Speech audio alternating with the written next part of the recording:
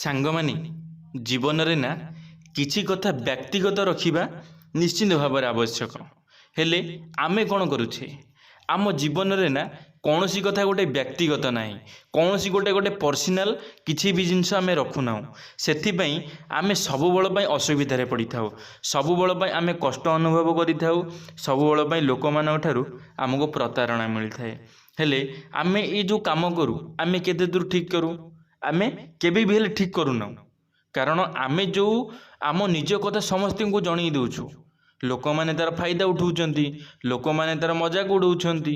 ତ ସେଥିପାଇଁ କ'ଣ ହେଉଛି ନା ଆମ ସହିତ ବହୁତ ଅସୁବିଧା ହେଉଛି, ଆମକୁ ବହୁତ କିଛି ଭୋଗିବା ପାଇଁ ପଡ଼ୁଛି, ବହୁତ କିଛି ସହିବା ପାଇଁ ପଡ଼ୁଛି, ବହୁତ ଲୋକଙ୍କର ବହୁତ ଖରାପ କଥା ବି ଶୁଣିବା ପାଇଁ ପଡ଼ୁଛି। ହେଲେ ଆମେ ଏସବୁ କଥା ଜାଣି ମଧ୍ୟ ଆମେ ବାରମ୍ବାର ଫେରେ ସେହି କାମ ହିଁ କରୁଛୁ। ବାରମ୍ବାର ଆମେ ଜାଣୁଛୁ କି ଆମେ ଯଦି କାହାକୁ ଆମ ପର୍ସନାଲ କଥା କହୁଛେ ତାହେଲେ ସେ ଲୋକ ଆମର ମଜାକ ଉଡ଼ାଉଛି। ତାପରେ ବି ଆମେ ଜାଣିଲା ପରେ ମଧ୍ୟ ସେ ଲୋକ ଆଗରେ ଆମେ ସେହି କଥା ହିଁ କହୁଛେ କି ସେ ଲୋକ ଆମର ମଜାକ ଉଡ଼ାଉ। କିନ୍ତୁ ଏଇଟା ହେଉଛି ସମ୍ପୂର୍ଣ୍ଣ ଭାବରେ ଭୁଲ। କାହାକୁ ଏତେ ବି ନିଜର ଭାବି ଦେବାଟା ଠିକ୍ ନୁହେଁ ଯିଏକି ଆମ ନିଜର ମଜାକ ଉଡ଼େଇବ, ଯିଏକି ଆମକୁ ଦେଖେଇ ଶିଖେଇ ଖରାପ କିରି କଥାବାର୍ତ୍ତା କରିବ, ସେଇଟା ସବୁଠାରୁ ଖରାପ କଥା। ତ ଆଜି ଆମେ ଜାଣିବା ପ୍ରେମାନନ୍ଦ ଜୀ, ଆପଣମାନେ ବହୁତ ଭଲ ଭାବେ ଜାଣିଥିବେ ପ୍ରେମାନନ୍ଦ ଜୀ ମାନେ ସିଏ ଏମିତି କଥା କହିଛନ୍ତି, ଏମିତି ଚାରୋଟି କଥା କହିଛନ୍ତି ଯାହାକୁ ଶୁଣିଲା ପରେ ଗୋଟେ ମଣିଷର ନା ଚିନ୍ତାଧାରା ବଦଳିଯିବ, ଗୋଟେ ମଣିଷର ଭାବିବାର ଶକ୍ତି ବଦଳିଯିବ। ସେ ଯାହା ବି ସବୁ ମନରେ ଚିନ୍ତା କରି ଲୋକମାନଙ୍କ ଆଗରେ ଗପି ଦେଉଛି ସେସବୁ ଜିନିଷ ସେ ଆଜିଠାରୁ ବନ୍ଦ କରିଦେବ ଯଦି ଏ ଭିଡ଼ିଓଟିକୁ ସେ ଶେଷ ପର୍ଯ୍ୟନ୍ତ ଦେଖିବ। ତ ଚାଲନ୍ତୁ ସାଙ୍ଗମାନେ ଆଜିର ଭିଡ଼ିଓଟି ଆରମ୍ଭ କରିବା। ସାଙ୍ଗମାନେ ମୁଁ ବିଶ୍ୱଜିତ ଆପଣମାନଙ୍କୁ ସ୍ୱାଗତ କରୁଛି ମୋର ଏକ ନୂଆ ଭିଡ଼ିଓରେ। ତ ଚାଲନ୍ତୁ ସାଙ୍ଗମାନେ ଆଜିର ଭିଡ଼ିଓଟି ଆରମ୍ଭ କରିବା। ଭୁଲରେ ବି ଏହି ଚାରି କଥା କେବେ କାହାରି ଆଗରେ ପ୍ରକାଶ କରନ୍ତୁ ନାହିଁ, କାରଣ କହିଲେ ପ୍ରେମାନନ୍ଦ ମହାରାଜ। ତ ସାଙ୍ଗମାନେ ପ୍ରେମାନନ୍ଦ ଜୀ ମହାରାଜ ଜୀବନର ଅନେକ ଗୁରୁତ୍ୱପୂର୍ଣ୍ଣ ଦିଗ ଉପରେ ଗଭୀର ଭାବରେ କହିଛନ୍ତି। ସେ କହିଛନ୍ତି ଯେ କିଛି ଜିନିଷ ଅଛି ଯାହାକୁ ଆମେ ସର୍ବଜନୀନ ଭାବରେ ପ୍ରକାଶ କରିବା ଉଚିତ ନୁହେଁ, କାରଣ ଯଦି ସେଗୁଡ଼ିକ ପ୍ରଚାର କରାଯାଏ ତେବେ ସେଗୁଡ଼ିକ ସେମାନଙ୍କର ଶକ୍ତି ହରାଇପାରେ। ସାଙ୍ଗମାନେ ପ୍ରେମାନନ୍ଦ ଜୀ ମହାରାଜ ଜଣେ ପ୍ରସିଦ୍ଧ ସନ୍ଥ ଯାହାଙ୍କ ଚିନ୍ତାଧାରା ଗଭୀରତା, ଶୃଙ୍ଖଳା ଏବଂ ଆଧ୍ୟାତ୍ମିକ ରହସ୍ୟରେ ପରିପୂର୍ଣ୍ଣ। ଆପଣମାନେ ଦେଖିଥିବେ, ଆପଣମାନଙ୍କ ସାମ୍ନାକୁ ନିଶ୍ଚିତ ଭାବରେ ପ୍ରେମାନନ୍ଦ ଜୀଙ୍କ ଭିଡ଼ିଓ ଆସିଥିବ, କେବେ ନା କେବେ ଆପଣଙ୍କ ସାମ୍ନାକୁ ଆସିଥିବ। ଆପଣମାନେ ଜାଣିଥିବେ ସିଏ ଏବେ ଆମ ଭାରତ ପାଇଁ ବହୁତ କିଛି ମନ୍ତ୍ର ଏମିତି କହିଛନ୍ତି ଯାହାଦ୍ୱାରା କି ଲୋକମାନଙ୍କର ବହୁତ ଚିନ୍ତାଧାରା ବଦଳିଗଲାଣି। ଯେତେବେଳେ ଲୋକମାନେ ତାଙ୍କ ମନ୍ତ୍ର ସବୁ ଶୁଣୁଛନ୍ତି ସେ ବହୁତ ଲାଭଦାୟକ ମନ୍ତ୍ର, ଯେଉଁ ମନ୍ତ୍ର ଯଦି ଲୋକମାନେ ଉଚ୍ଚାରଣ କରୁଛନ୍ତି ଲୋକମାନଙ୍କ ଦୁଃଖ ଦୂର ହୋଇଯାଉଛି। ଗୋଟେ ମନ୍ତ୍ର ତାଙ୍କର ଅଛି ଯାହାଦ୍ୱାରା କି ଲୋକମାନଙ୍କ ଯଦି କୌଣସି ବାହାରକୁ ଯାଉଛନ୍ତି, ଯଦି କାହାର ଆକ୍ସିଡେଣ୍ଟ ହେବାର ଅଛି, ଯଦି ସେ ମନ୍ତ୍ର ଲୋକମାନେ ପଢ଼ିକି ଯାଉଛନ୍ତି, ଯଦି ଘରୁ ବାହାରିଲା ବେଳେ ସେ ମନ୍ତ୍ର ସେ ଉଚ୍ଚାରଣ କରୁଛନ୍ତି ତାହେଲେ ଲୋକମାନେ ଆକ୍ସିଡେଣ୍ଟରୁ ବଞ୍ଚି ଯାଉଛନ୍ତି। ମାନେ ଜାଣିପାରୁଥିବେ କେତେ ଶକ୍ତିଶାଳୀ ତାଙ୍କର ଯେଉଁ ମନ୍ତ୍ର ସବୁ ରହିଛି। ସେ ବାରମ୍ବାର ଗୁରୁତ୍ୱ ଦିଅନ୍ତି ଯେ ଜଣେ ବ୍ୟକ୍ତି ତାଙ୍କର କିଛି ଜିନିଷକୁ ଗୁପ୍ତ ରଖିବା ଉଚିତ, କାରଣ ସବୁ କିଛି ପ୍ରକାଶ କରିବା କ୍ଷତିକାରକ ହୋଇପାରେ।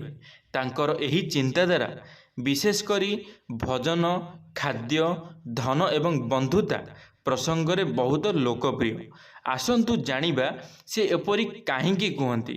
ପ୍ରଥମତଃ ହେଉଛି ଭଜନ ଗୁଡ଼ିକ ଗୁପ୍ତ ରଖନ୍ତୁ। ଆପଣମାନେ ଯାହା ବି ଭଜନ କରୁଛନ୍ତି ତାକୁ ଗୁପ୍ତ ରଖନ୍ତୁ। ପ୍ରେମାନନ୍ଦ ଜୀ ମହାରାଜଙ୍କ ଅନୁସାରେ ଈଶ୍ୱରଙ୍କ ପ୍ରତି ଭକ୍ତି ଏବଂ ବ୍ୟକ୍ତିଗତ ଅଭିଜ୍ଞତା ଭଜନ ଅର୍ଥାତ୍ ଈଶ୍ୱରଙ୍କ ଧ୍ୟାନ, ଜପ, ସାଧନା ଏସବୁ ଆଧ୍ୟାତ୍ମିକ ଶକ୍ତି ବୃଦ୍ଧି କରେ, କିନ୍ତୁ ଯଦି ଏହା ବାରମ୍ବାର କରାଯାଏ ତେବେ ଏହାର ପ୍ରଭାବ ହ୍ରାସ ପାଇଥାଏ। ଦ୍ୱିତୀୟରେ ହେଉଛି ଖାଦ୍ୟ ଗୁପ୍ତ ରଖନ୍ତୁ। ଖାଦ୍ୟ କେବଳ ପେଟ ପୂରଣ କରିବାର ଏକ ଉପାୟ ନୁହେଁ, ବରଂ ଶକ୍ତିର ଏକ ଉତ୍ସ। ମହାରାଜ ଜୀ କହିଛନ୍ତି ଯେ ଖାଇବା ସମୟରେ ଧ୍ୟାନ ଏବଂ ଏକାନ୍ତତା ସହ ଆବଶ୍ୟକ। ଯଦି ଆପଣ ସବୁବେଳେ ଆପଣଙ୍କର ଖାଦ୍ୟ ଏବଂ ପାନୀୟ ପ୍ରଦର୍ଶନ କରନ୍ତି, ତେବେ ଏହା ତାମସିକ ପ୍ରବୃତ୍ତିକୁ ବୃଦ୍ଧି କରେ। ଯଦି ଶରୀର ଶକ୍ତି ଏବଂ ସ୍ୱାସ୍ଥ୍ୟ ସହିତ ଜଡ଼ିତ ଜିନିଷଗୁଡ଼ିକୁ ଗୋପନୀୟ ରଖାଯାଏ, ତେବେ ସେଗୁଡ଼ିକ ଅଧିକ ଲାଭଦାୟକ। ତୃତୀୟରେ ହେଉଛି ଆପଣଙ୍କର ଧନ କିମ୍ବା ସମ୍ପତ୍ତି ଗୁପ୍ତ ରଖନ୍ତୁ। ଆପଣଙ୍କର ସମ୍ପତ୍ତି ଦେଖାଇବା ଈର୍ଷା, ଲୋଭ ଏବଂ ଅସୁବିଧାକୁ ଆମନ୍ତ୍ରଣ କରେ। ପ୍ରେମାନନ୍ଦଜୀ ମହାରାଜ ବିଶ୍ୱାସ କରନ୍ତି ଯେ ଆପଣ ଆପଣଙ୍କର ଜିନିଷଗୁଡ଼ିକୁ ଯେତେ ଅଧିକ ସାର୍ବଜନୀନ କରିବେ, ଆପଣ ସେତେ ଅଧିକ ହ୍ରାସ ପାଇବେ। ତେଣୁ ଧନ, ସମ୍ପତ୍ତି କିମ୍ବା ଅନ୍ୟାନ୍ୟ ସମ୍ବଳ ପ୍ରଦର୍ଶନ କରିବା ଉଚିତ ନୁହେଁ। ସମାଜରେ ଦେଖାଣିଆ କରିବାର ପ୍ରବୃତ୍ତି ବୃଦ୍ଧି ପାଇବା ସହିତ ଜଣେ ବ୍ୟକ୍ତି ମାନସିକ ଶାନ୍ତି ହରାଇଥାଏ। ସାଙ୍ଗମାନେ, ଚତୁର୍ଥରେ ହେଉଛି ପରଦା ପଛରେ ବନ୍ଧୁତାକୁ ରଖନ୍ତୁ।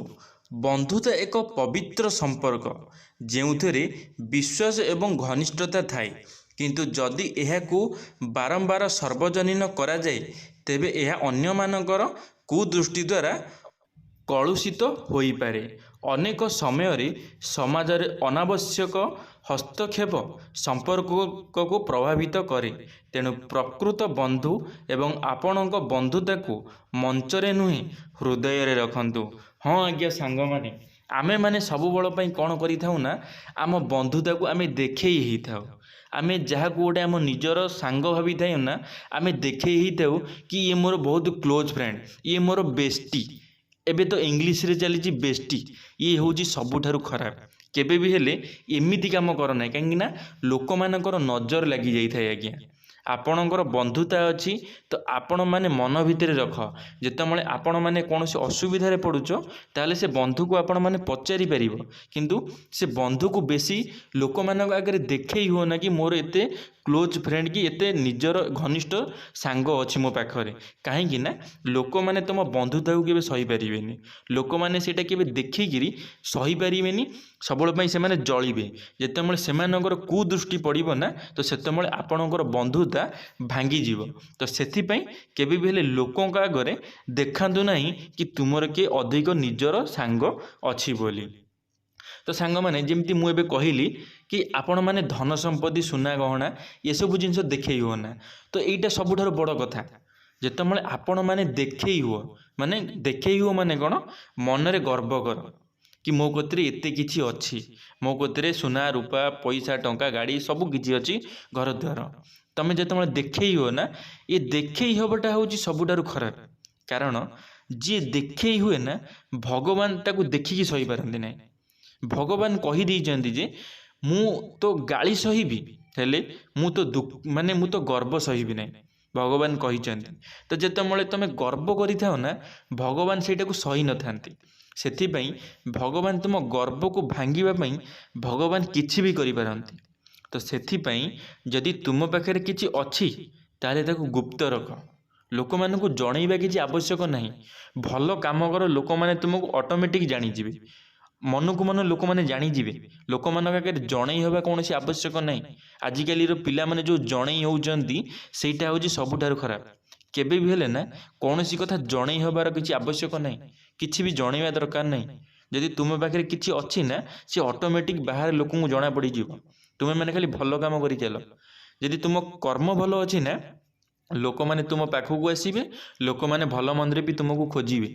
ତୁମକୁ ଲୋକମାନଙ୍କ କତିକି ଯିବାର କୌଣସି ଆବଶ୍ୟକ ନାହିଁ। ତୁମ ପାଖରେ ହଁ ସବୁ କିଛି ଅଛି, ହେଲେ ତୁମ ପାଖରେ ମାନବିକତା ନାହିଁ। ତୁମ ପାଖରେ ଗର୍ବ ବଢ଼ିଗଲାଣି। ତ ସେଥିପାଇଁ ମନରେ ଗର୍ବ କର ନାହିଁ, କାହିଁକିନା ଭଗବାନ କେବେ ଗର୍ବ ସହିବେନି। ତୁମ ଗର୍ବକୁ ଗୋଟାଏ ଦିନ ଭଗବାନ ନିଶ୍ଚିତ ଭାଙ୍ଗିଦେବେ, ତୁମେମାନେ ଭାବି ପାରିବ ନାହିଁ। ତ ଧନ୍ୟବାଦ ସାଙ୍ଗମାନେ। ଆଶା କରିବି ମୋର এই ଭିଡ଼ିଓଟି ଆପଣମାନଙ୍କୁ ନିଶ୍ଚିତ ଭାବରେ ଭଲ ଲାଗିଥିବ। ଭିଡ଼ିଓଟି ଶେଷ ପର୍ଯ୍ୟନ୍ତ ଦେଖିଥିବାରୁ ଆପଣମାନଙ୍କୁ ଅଶେଷ ଧନ୍ୟବାଦ। ତ ସାଙ୍ଗମାନେ, ଯଦି ଆପଣମାନେ ମୋ ଟକିଂ ଅଲ୍ ୟୁଟ୍ୟୁବ୍ ଚ୍ୟାନେଲରେ ପ୍ରଥମ ଥର ପାଇଁ ମୋ ଟକିଂ ଅଲ୍ ୟୁଟ୍ୟୁବ୍ ଚ୍ୟାନେଲକୁ ସବସ୍କ୍ରାଇବ୍ କରି ବେଲ୍ ଆଇକନ୍କୁ ଅଲ୍ରେ କ୍ଲିକ୍ କରିବେ। କାରଣ ଆମ ଚ୍ୟାନେଲରେ ଯେବେ କିଛି ନୂଆ ମୋଟିଭେସନାଲ୍ ଭିଡ଼ିଓ ଛଡ଼ାଯିବ, ଆପଣମାନେ ସର୍ବପ୍ରଥମେ ଦେଖିପାରିବେ। ତ ଧନ୍ୟବାଦ ସାଙ୍ଗମାନେ। ଜୟ ଜଗନ୍ନାଥ, ଜୟ ମା ଶାରଳା, ଜୟ ଶ୍ରୀକୃଷ୍ଣ। ଲାଇକ୍, ସେୟାର, ସବସ୍କ୍ରାଇବ୍ କରିବାକୁ ବିଲକୁଲ ବି ଭୁଲିବେ ନାହିଁ। ଧନ୍ୟବାଦ।